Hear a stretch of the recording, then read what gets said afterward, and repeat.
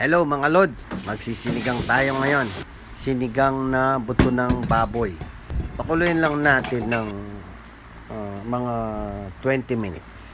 Pressure cooker naman siya, hindi mo kailangan ng mahabang oras sa papakulo. After nung 20 minutes, malambot na yung karne. Ililipat lang natin sa medyo malaking lutuan. Malagyan natin ng maraming sabaw. Malambot na yung ating karne. At magigisa muna tayo ng sibuyas, bawang. Pagka nagsisinigang ako, ginigisa ko yung bawang at sibuyas. Yung aroma ng sibuyas at bawang manunuot doon sa sabaw. Ilagay na yung pampalasa natin. Paminta, patis, sinigang mix. Pwede nang ilagay yung ating mga gulay, labanos, ng okra. Ilagay na natin yung ating mga gulay, chili, salt. Yan po ang sinigang ng Kapampangan.